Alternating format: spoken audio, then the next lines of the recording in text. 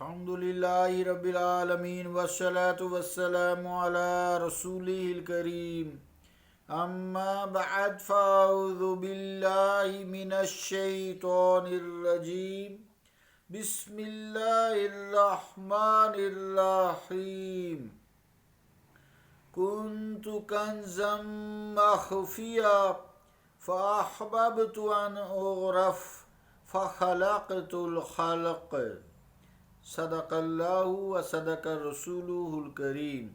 عزیزان گرامی قدر، السلام علیکم ورحمۃ اللہ وبرکاتہ۔ حدیث قدسی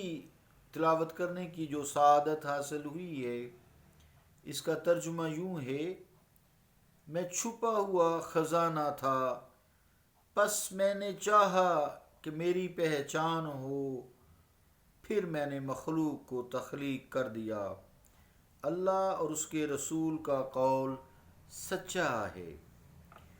عزیزان گرامی قدر، گفتگو چل رہی تھی، جتنی بھی یہ کائنات ہے جس کو ہم تعینات کے نام سے موسوم کرتے ہیں،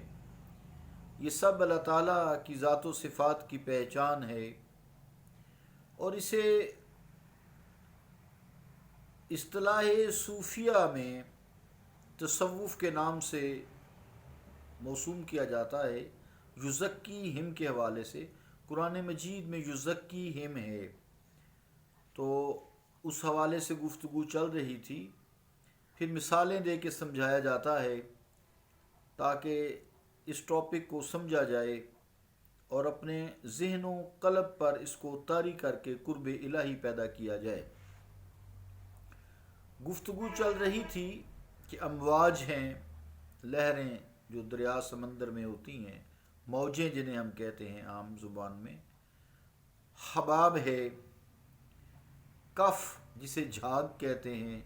اور گرداب جسے بھنور کہتے ہیں۔ ان کا تعلق سمندر ہی سے ہوتا ہے، مگر انہیں سمندر کا نام نہیں دیا جا سکتا، اور اگر یہ سمندر یعنی چاروں سمندر انہیں ہم کہیں تو یہ بات جچتی نہیں ہے، نہ کو ماننے کو تیار ہے۔ تو یہ اٹھتی بے شک سمندر سے ہی ہیں، سمندر میں ہی ہوتی ہیں۔ بابا ذہین شاہ تاجی رحمۃ اللہ علیہ نے فرمایا، یہ واقعہ ہے جو کچھ بھی ہے تو ہی تو ہے، یہ واقعہ ہے کہ جو کچھ بھی ہے تو ہی تو ہے، یہ اور بات کہ جو کچھ ہے تو وہی ہم ہیں۔ تو ہم تو اللہ تعالیٰ کی ذات و صفات کے اظہار کرنے والے ہیں۔ ایک بات چلتے چلتے کرتا چلوں، چونکہ حباب کی بات کی ہے۔ بعض لوگ حباب کو ہا کو پیش سے پڑھتے ہیں، حباب کہتے ہیں، یہ غلط ہے۔ حباب عربی کا لفظ ہے، حب سے نکلا ہے۔ حب کا مطلب ہوتا ہے دانہ۔ تو یہ چونکہ پانی کے اوپر بلبلہ جسے کہتے ہیں حب، یہ دانے کی طرح لگتا ہے، گول سا، جسے قرآن مجید میں بھی فرمایا فَأَنبَتْنَا فِيهَا حَبًّا وَعِنَابًا وَقَضْبًا۔ تو یہ جو حب ہے یہ زبر سے پڑھا جاتا ہے، پیش سے نہیں، حباب نہیں ہے،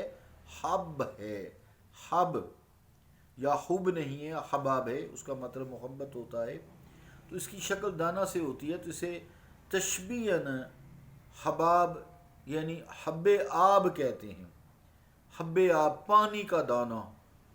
اس لیے حباب جو ہے زبر سے پڑھنا چاہیے، پیش سے نہیں پڑھنا چاہیے۔ اسی طرح جیسے گرداب ہے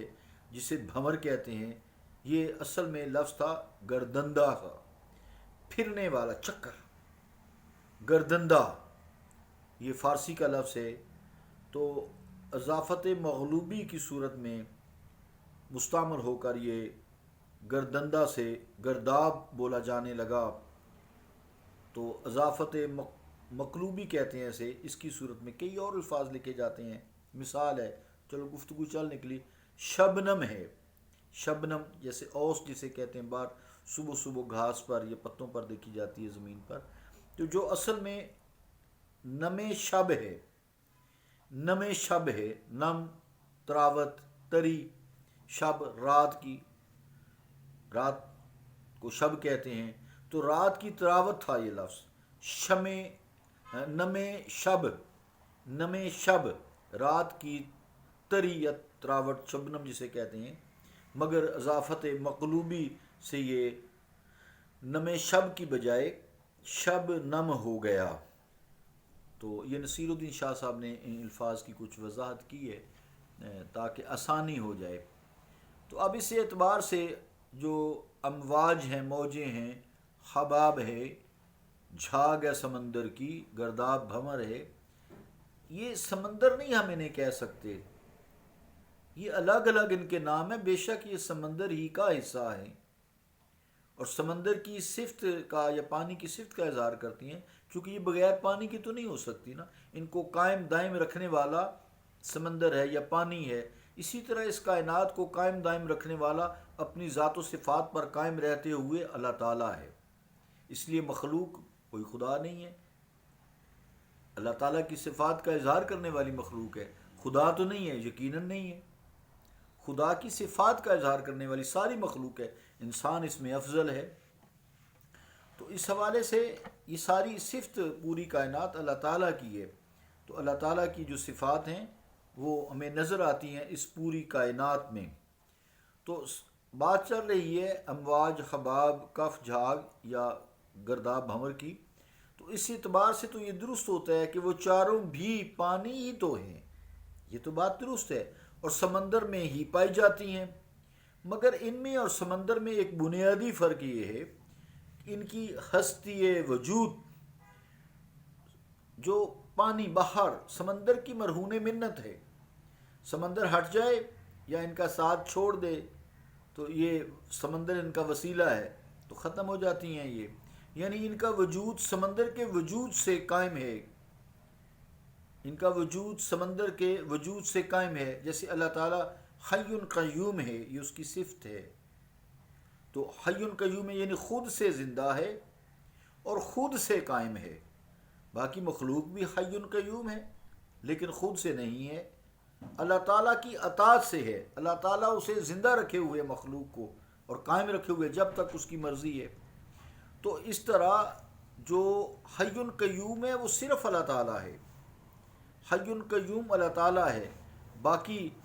ساری کائنات کو قائم رکھے ہوئے جب تک اس کا جی چاہے، کل من علیہ فان، جو کچھ زمین پر ہے سب فنا ہونے والا ہے، وَيَبْقَى وَجْهُ رَبِّكَ ذُو الْجَلَالِ وَالْإِكْرَامِ، اور اے مصطفیٰ آپ کے رب کی ذات باقی رہنے والی ہے، تو سب کچھ فنا ہونے والا ہے، سب کچھ تخلیق کیا گیا اللہ تعالیٰ کی صفات کی موجودگی میں، اللہ کی صفت اللہ نے تخلیق کیا، اللہ خالق ہے، باقی ساری مخلوق ہے، وہ وحدہ لا شریک ہے۔ تو اس حوالے سے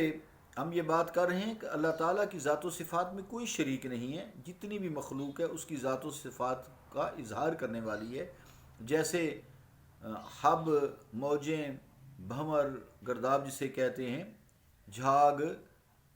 بلبلے، یہ سب جتنے بھی ہیں سمندر کی صفات کا اظہار کرتے ہیں لیکن سمندر نہیں ہے۔ تو اللہ تعالیٰ جو ہے وحدہ لا شریک ہے۔ علامہ اقبال نے بھی فرمایا موج ہے دریا میں اور بیرون دریا کچھ نہیں، یہ مصرع ہے علامہ اقبال رحمۃ اللہ علیہ کا۔ تو آج اتنا ہی کافی ہے، اس کو سمجھ لیں کہ چیزوں کی صفات جو ہیں وہ اظہار کرتی ہیں اللہ تعالیٰ کی ذات و صفات کا، لیکن اللہ نہیں ہے، اس لیے اللہ ایک ہے، وحدہ لا شریک ہے، اس کی ذات و صفات میں کوئی شریک نہیں۔ صلی اللہ تعالیٰ علی رسول خیر خلقہ محمد وعلی آلہ واصحابہ اجمعین برحمتک یا ارحم الراحمین۔